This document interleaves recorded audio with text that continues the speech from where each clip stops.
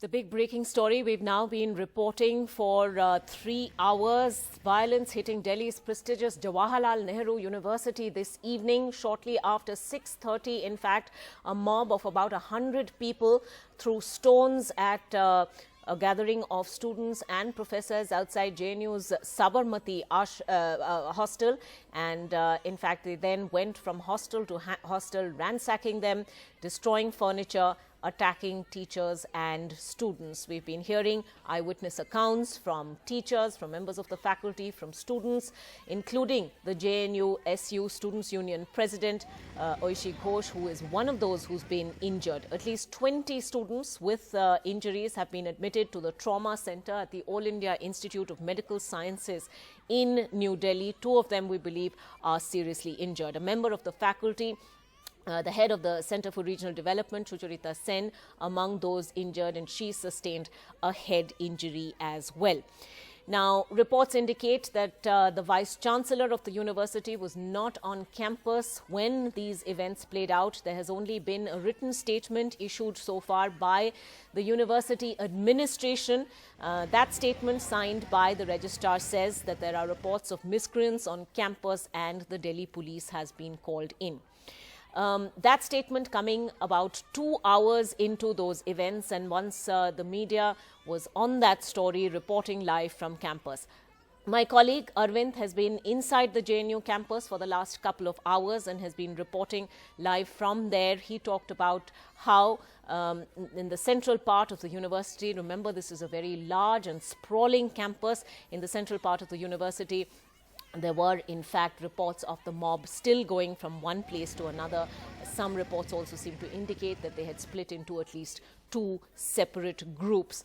We've been talking to students who are currently leaving JNU in fear. They've packed up their belongings and they say that they live elsewhere in the country and they are now trying to get home because there is this atmosphere of fear and anxiety. There are also pleas coming in from those inside JNU asking for people to gather at the main gate of the Jawaharlal Nehru University campus, and they say it will only be the presence of people in large numbers that can now get the Delhi police to act. Many people are in fact saying that there were officials of the Delhi police who were actually present on campus when that mob went on the rampage, and at least initially, there was no action from them. However, in the last few minutes, we have been playing out those visuals of the Delhi police carrying out effectively a flag march inside the campus to try and restore peace once again. Very little clarity at this point about where this mob is currently or whether in fact they've been apprehended by the police. Student after student and members of the faculty indicating that this was in some ways the ABVP, workers of the ABVP, in retribution for events that had played out earlier in the day when left unions had clashed with the ABVP, and that they then went and got reinforcements and returned to campus. My colleague Vishnu Shom is also at JNU and he now gets us the latest. Vishnu, it's over to you. Well, Ankita, at this stage, we have little information of what's happening inside, but there are quite a few students who've assembled over here. We can just try and pan our camera to see a lot of these students. Now, there are mixed reports of what the situation inside right now is. These are all students who are actually outside wanting to go in. Now, we've seen the opposite as well in the last little while when we have seen students with suitcases and boxes, frightened, desperate to get out, and we've interviewed them as well. One of the students who was inside, who actually witnessed the violence and who took a stone to his leg, is shy, and he's with me.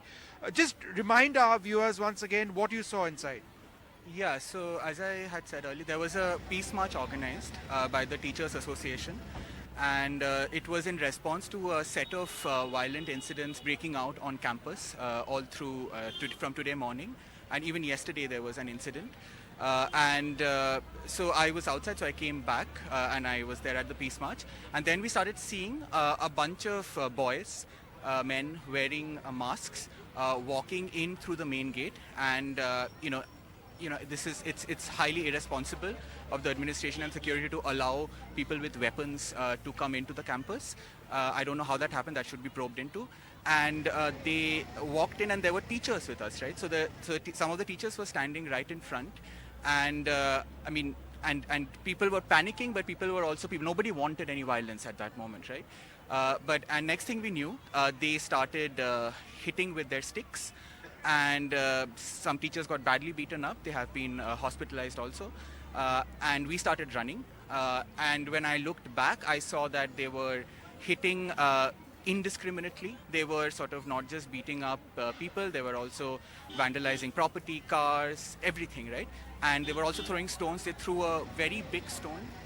It hit my thigh, but a stone which, if it hits your head, could be fatal for you, right? So we started running, and I ran out of campus at that moment. So it was a very panic situation. Many people went into hostels. And over the next, a couple of hours, what we are finding out, what we are hearing from people on social media, is that they went on to vandalize property across hostels, right? In Sabarmati Hostel, in Lohit Hostel, we heard that they entered into women's hostels also. And they did it with full impunity. I don't know how this is being allowed. Okay, and what is the situation right now inside? Are you hearing that it's more peaceful right now? Have these mobs dispersed? I really can't say. I mean, people are really panicked. They are inside their rooms. We are hearing that, some people are coming out.